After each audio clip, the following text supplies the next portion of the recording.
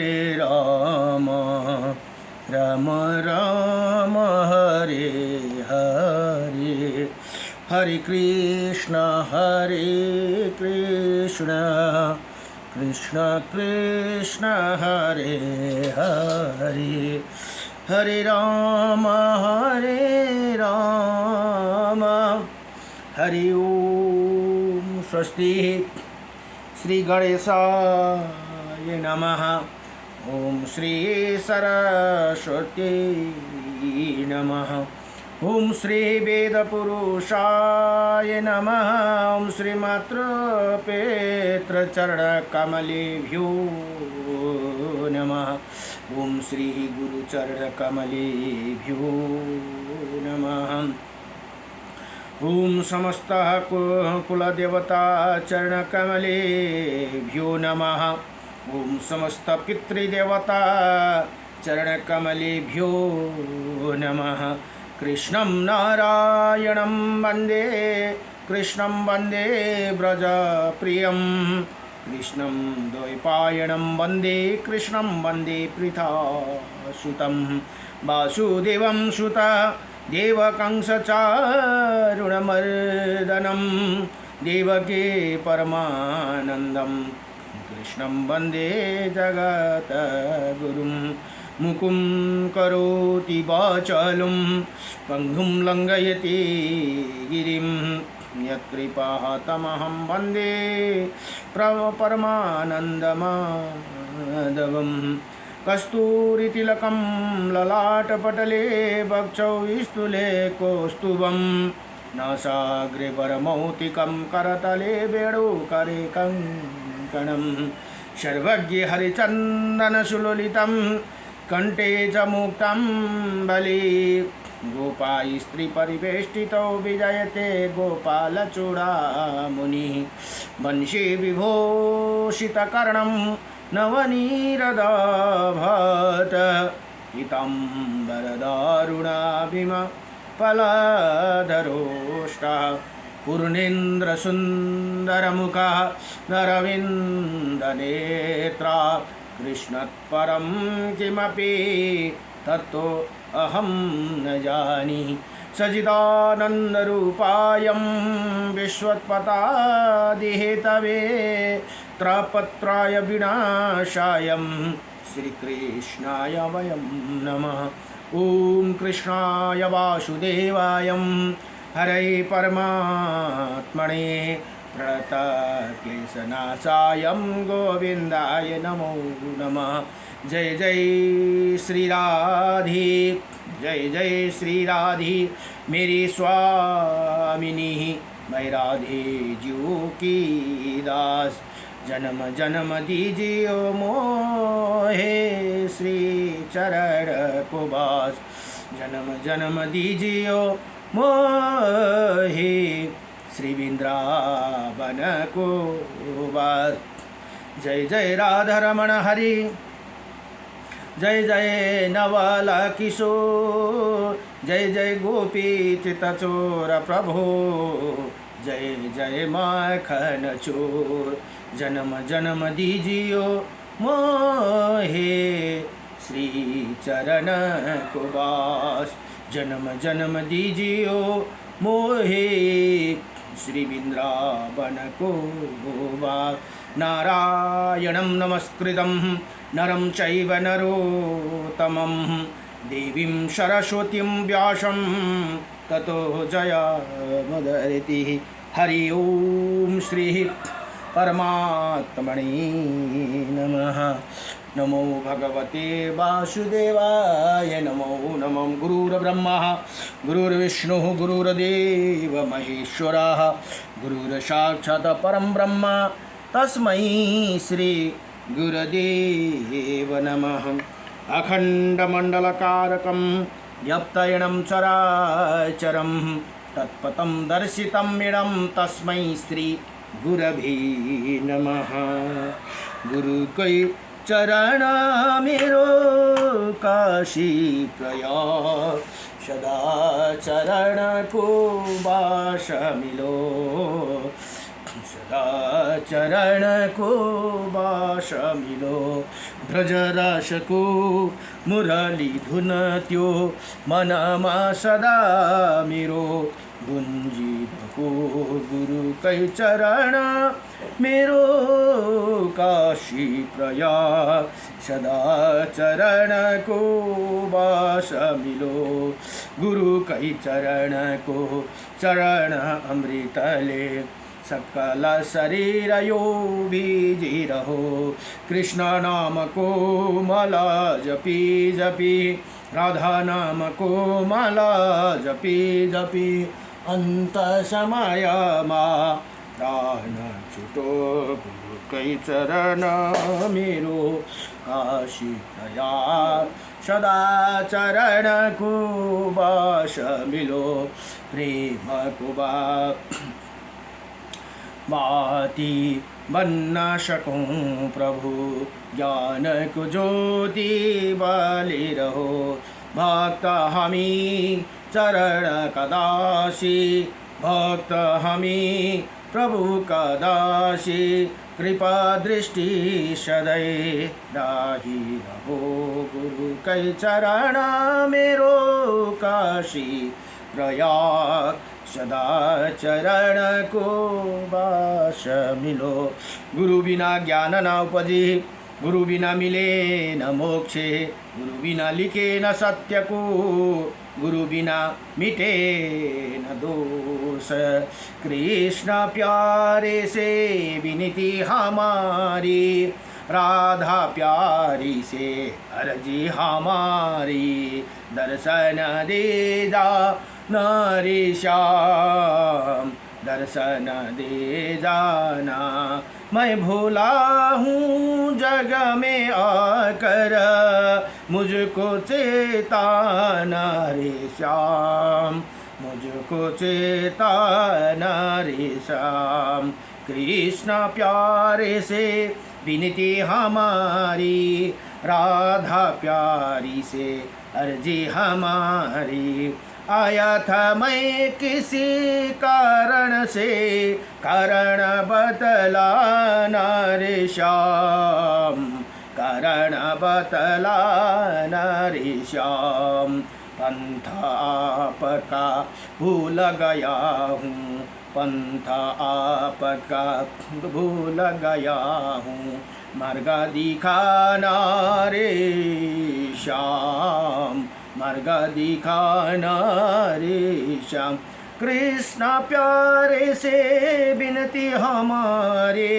राधा प्यारी से अर्जी हमारी दर्शन दे जाना रे श्याम दर्शन दे जाना रे श्याम प्रेम रूप का देकर दर्शन चरणों में ले जाना रे श्याम चरणों में ले जाना रे श्याम चरणों में ले जाना रे श्याम कृष्ण प्यारे से विनती हमारी राधा प्यारी से अर्जी हमारी दर्शन दे जाना रे श्याम दर्शन दे जाना रे श्याम ओम नमो भगवती ओम श्रीमन्नारायणं नारायणं नारायणं लक्ष्मी नारायणं नारायणं भजमन्नारायणं नारायणं बद्री नारायणं नारायणं मुक्ति नारायणं नारायणं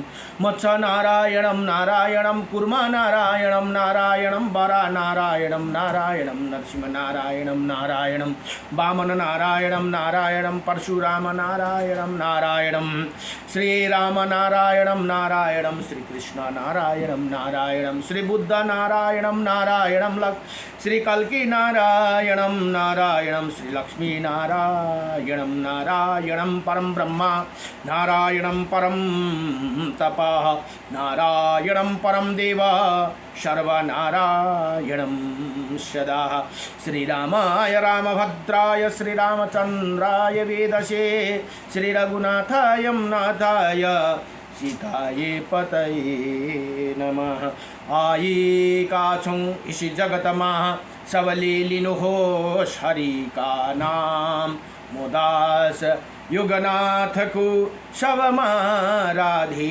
राधे श्याम।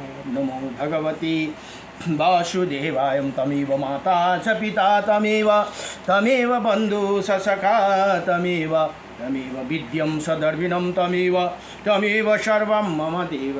र अहिले श्री वराह पुराण अध्ययन हुँदैछन्। वराह पुराणमा जम्मा 182 अध्याय छन् भने जम्मा 10,000 श्लोक भनेर यहाँ बताइएको छ। अब तीमध्ये हिजोसम्म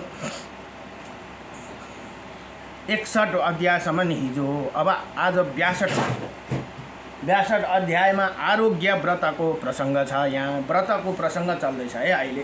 नमो भगवते वासुदेवाय नमः। अब 62 अध्यायमा श्री वराह पुराणको 62 अध्यायमा आरोग्य व्रत। अब आरोग्य रोग रहित हुनुको लागि के गर्नुपर्ने भन्ने यहाँ बताउनुहुन्छ। अगस्त्यजी भन्नुहुन्छ राजा प्रजा पशुपालकलाई भन्ने एकजना राजा हुनुहुन्थ्यो। उहाँले प्रश्न गर्नु भने उहाँले अगस्त्य मुनि उहाँको उत्तरमा बताउनुहुन्छ। अब यहाँ भन्नुहुन्छ अगस्त्यजी भन्नुहुन्छ हे महाराज अब आरोग्य नामका एक दूसरा परम पवित्र व्रत बताता हूँ भनेर यहाँ बताउनु भयो। जिसके प्रभाव से संपूर्ण पाप भस्म हो जाते हैं। इसी व्रत में आदित्य भास्कर, आदित्य भनेको सूर्य, भास्कर भनेको पनि सूर्य, रवि सूर्य, भानु पनि सूर्य, अब सूर्य दिवाकर एवं प्रभाकर यी सबै 7वटा नाम से भगवान सूर्य की विधिपूर्वक पूजा करना चाहिए। आरोग्य व्रतमा हेर्नुहोस् है, तपाईलाई कसैलाई रोग लागिरहन्छ, रोग छ भने बडो दिव्यसँगले भगवान सूर्यको आराधना गर्नुहोस्, आरोग्य हुन्छ त्यसमा भनेर यहाँ बताउनुहुन्छ। अब इसे 7 नाम से भगवान सूर्य की विधि पूर्वक पूजा करना चाहिए। इसी व्रत षष्ठी तिथि हेर्नुहोस् है, षष्ठी तिथि के दिन भोजन कर। सप्तमी को प्राप्त काल भगवान भास्कर की, अब रवि सप्तमी भनेर आउँछ, त्यो अझै महत्त्वपूर्ण हो। नवा रविबार आइतबारको दिन षष्ठी, सप्तमी को दिन भोजन। यहाँ भन्नुहुन्छ सप्तमी को प्राप्त काल बिहानै छिटो उठेर भगवान भास्कर की पूजा करते हुए उपवास करना चाहिए। यो दिन व्रत बस्नुपर्छ रे। फिर अष्टमी तिथि को भोजन करें। यहाँ इसी व्रत की विधि है। इसी प्रकार पूरे 1 वर्ष हेर्नुहोस्, रवि सप्तमीदेखि सुरु गरेर फेरि 1 वर्ष टक्कै यो व्रत गर्नुपर्दछ। पूरे 1 वर्ष तक जो भगवान सूर्य की पूजा करते हैं उसे इसी जन्म में आरोग्य धन तथा धान्य सुलभ हो जाते हैं और परलोक में वो सदा उसी पवित्र स्थान पर पहुँचाता है जहाँ जाकर पुनः संसार में जन्म नहीं लेना पड़ता भनेर यहाँ बताउनुहुन्छ। हेर्नुहोस्, यो व्रत गरे भने पनि संसारमा फेरि फर्केर आउनु पर्दैन अरे। अब अर्को यस्तै व्रत एकादशी पनि छ। जसले एकादशी मात्रै 6 महिना मात्रै लिएको छ भने पनि त्यो मान्छे फेरि फर्केर जन्म हुँदैन। तर अब एकादशी गरेको छु भनेर फेरि जे पायो त्यही पाप गर्नु पाइएन। पाप अनजानमा गरेको पाप चाहिँ त्यसले नाश गराउँछ, तर जानी जानी पाप गरेको पाप नाश हुँदैन है। यहाँ भन्नुहुन्छ यो 12 व्रती 12 को प्रसंगमा यहाँ भन्नुहुन्छ 12 तिथि अनुसार प्राचीन समय की बात है। अरण्य नाम के महान प्रतापी राजा थी जिनके वंश में संपूर्ण पृथ्वी थी भनेर यहाँ भन्नुहुन्छ। राजन उसी महाभाग नरेश ये व्रत किया था। उसी दिन भगवान भास्कर की भनेको भगवान सूर्य की पूजा भी की, जिसे फलस्वरूप भगवान सूर्य उन पर प्रसन्न हो गए और राजा अरण्य के उन्हें उत्तम आरोग्य प्रदान कर दिया भनेर यहाँ बताउनुहुन्छ। अब राजा भद्रश्रावण ने पूछा, हे राजन, अपने राजा को आरोग्य होने की बात कही तो क्या इसके पूर्व वो रोगी थे भनेर यहाँ अब सोध्नुहुन्छ। फेरि राजा भद्रसभाले सोध्नु हुँदैछ है अगस्त्य मुनिलाई, भला मैं सर्वभौम राजा रोगग्रस्त कैसे हो गया हूँ भनेर यहाँ भन्नुहुन्छ। अब अगस्त्य मुनि बताउनुहुन्छ, हे राजन भनेर ती भद्रश्रेणलाई बताउनु हुँदैछ है। राजा अरण्य चक्रवर्ती सम्राट थे, साथै वो अत्यन्त रूपवान एवं यशस्वी भी थे भनेर यहाँ बताउनु भयो। एक समय की बात है, वो परम पराक्रमी राजा दिव्य मानो सरोवर पर गए जहाँ देवताओं का निवास है। वहाँ उन्होंने सरोवर के बीच में एक बड़ा सा श्वेत कमल दिखा। श्वेत कमल भनेको सेतो कमल को फूल देख्नु भयो रे। उसी कमल पर अंगूठी के आकृति बराबर एक दिव्य पुरुष बैठी थी भनेर यहाँ बताउनुभयो। जिनका शरीर बड़ा तेजपूर्ण था, उनकी 2 भुजाएं थी और वो लाल वस्त्र के आच्छादित थी। उसी कमल को देखकर राजा अरण्यानी अपने सारथी से कहा, तुम किसी प्रकार इसी कमल को ले आने का प्रयत्न करो भनेर आफ्नो सारथीलाई त्यसरी आज्ञा दिनुभयो रे। कारण जब मैं इसी अपने सिर पर धारण करूं तब संसार में मेरी बड़ी प्रतिष्ठा होगी। अब हेर्नुहोस् त यहाँ अलिकति उसलाई अहंकार भयो। अतः देर मत करो। राजन अरण्य के ऐसे कहने पर सारथी उसी सरोवर पर घुसा। फिर उसे कमल के लेने के लिए आगे बढ़ा और उसे स्पर्श करना चाहा। इतने में वहाँ बड़े उच्च स्वर से हुंकार की ध्वनि हुई। उसी शब्द के प्रभाव से सारथी के हृदय में आतंक छा गया। वो जमीन पर गिरा और उसके प्राण निकल गए भनेर यहाँ बताउनुभयो। राजा भी कुष्ठग्रस्त बलहीन एवं त्यति भएपछि राजा पनि कुष्ठ रोगले बलहीन एवं विवर्ण हो गए। अपने ऐसी स्थिति देखकर राजा यहाँ ये क्या हुआ इसी चिंता में पड़ गए और वहाँ रुके रहे। इतने में वो महान तपस्वी ब्रह्मपुत्र बुद्धिमान वशिष्ठ जी वहाँ आ गए भनेर यहाँ बताउनुहुन्छ। उन्होंने राजा अरण्य से पूछा, हे राजन, तुम यहाँ कैसे पहुँचा था? तुम्हारे शरीर ऐसे स्थिति कैसे हुई भनेर यहाँ वशिष्ठ मुनि सोध्नुभयो। अब मैं तुम्हारे लिए क्या करूं ये बताओ भनेर यहाँ बताउनुहुन्छ। राजन वशिष्ठ के इसी प्रकार पूछने पर अरण्यानी उसी कमल संबंधी संपूर्ण वृत्तांत का वर्णन किया। राजा का बात सुनकर मुनि ने कहा, हे राजन, तुम साधु थे पर तुम्हारे मन में असाधुता आ गई। तुम्हारे मन में अहंकार आयो, इसीलिए तुम पर कुष्ठ रोग का आक्रमण हो गया। हे मुनि के ऐसे कहने पर राजा ने हाथ जोड़कर कांपते हुए पूछा, हे विप्रवर, मैं साधु या असाधु कैसे हूँ और मेरे शरीर में ये कोड़ कैसे हो गई, ये सब आप बताने की कृपा करे भनेर यहाँ वशिष्ठ मुनिसँग यी राजा भद्र के अरण्यले प्रश्न गर्नुहुन्छ। अब वशिष्ठजी ऋषि बताउनुहुन्छ, हे राजन, इसी ब्रह्मद्रव्य कमल की तीनों लोक में प्रसिद्ध है भनेर यहाँ बताउनुभयो। इसके दर्शन की बड़ी भारी महिमा है।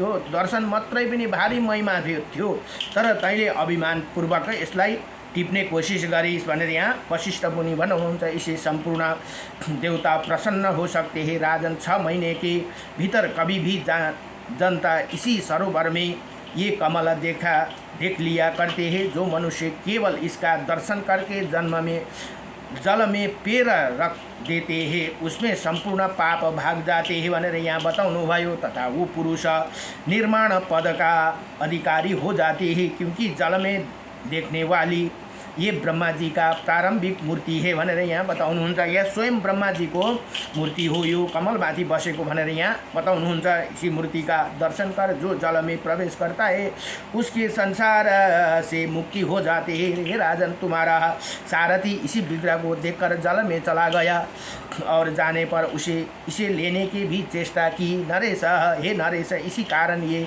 यहाँ था कि तुम्हारे मन में लोभ उत्पन्न हो गया था। त्यो कमल को लोभमा राजाले के हो गरे हरे एवं तुम्हारी बुद्धि नष्ट हो चुकी थी, इसीलिए इसी का परिणाम है तुम कोड़ी बन गए हो। अब तुम इनका दर्शन कर लिया है कि जिनके कारण साधु की श्रेणी में आ गए भनेर यहाँ बताउनुहुन्छ।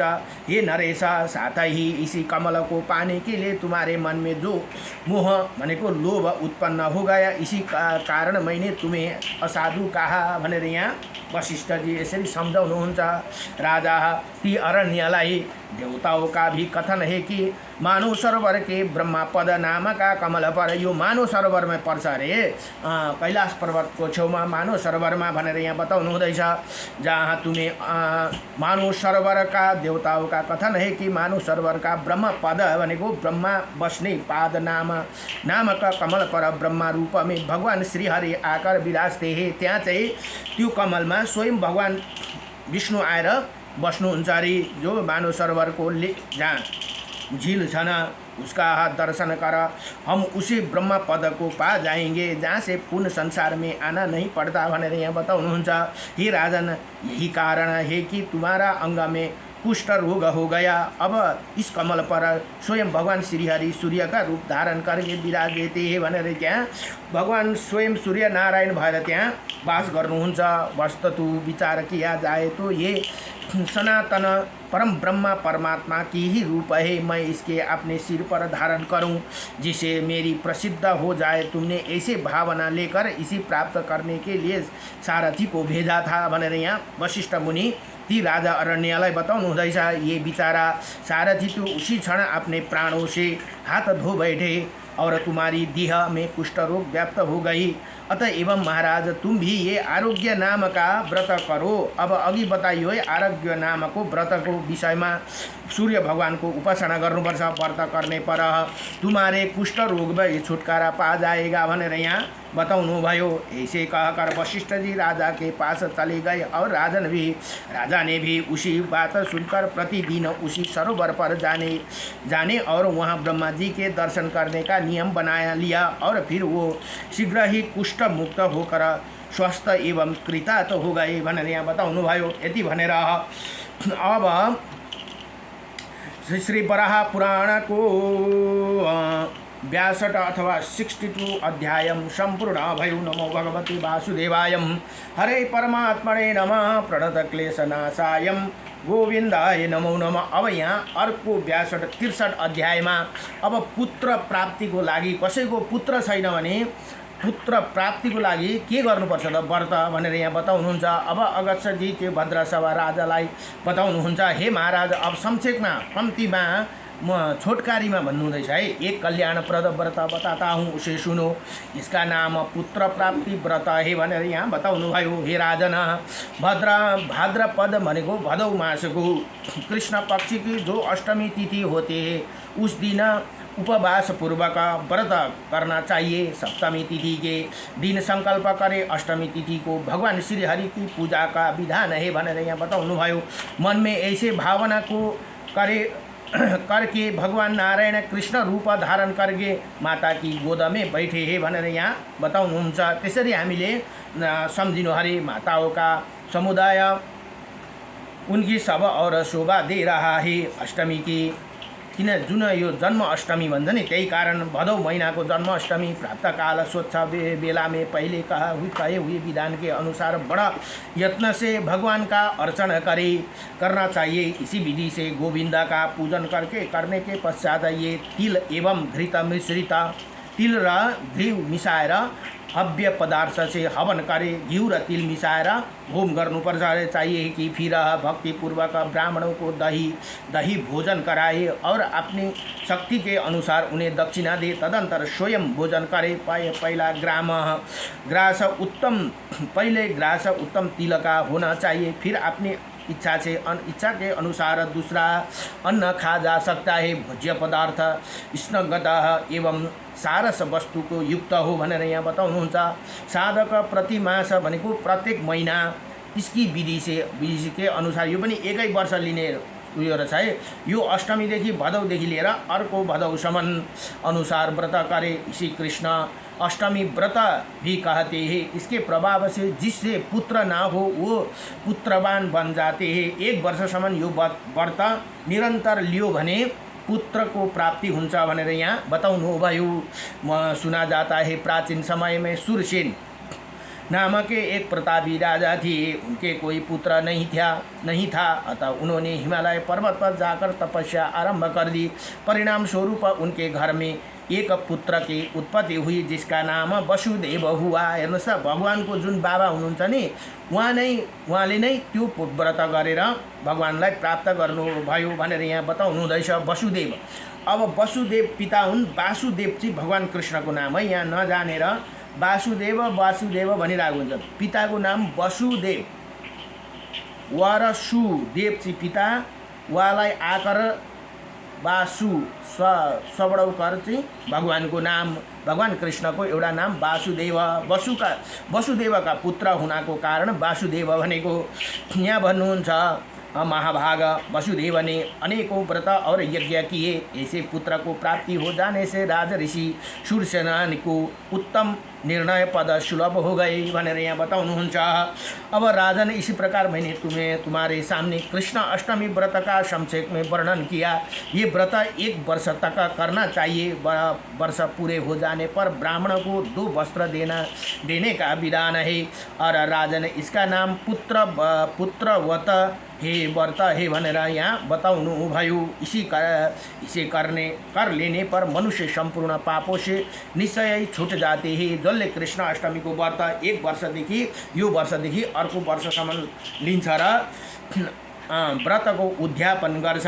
ब्राह्मणहरूलाई अब आफ्नो सामर्थ्य अनुसार अथवा 2 वस्त्र भनेको ब्राह्मणहरूलाई 2टा वस्त्र दिनुपर्छ विधान है राजन। इसका नाम पुत्र व्रत हे भनेर यहाँ बताउनु भयो। यति भनेर श्री वराह पुराणको 63औं अध्याय अथवा 63 अध्याय सम्पूर्ण भयो। नमो भगवते वासुदेवाय। हरे परमात्मने नमः। प्रणतक्लेशनाशाय गोविन्दाय नमो नमः। श्रीकृष्ण गोविन्द हरे मुरारी हे नाथ नारायण वासुदेवं। नमो भगवते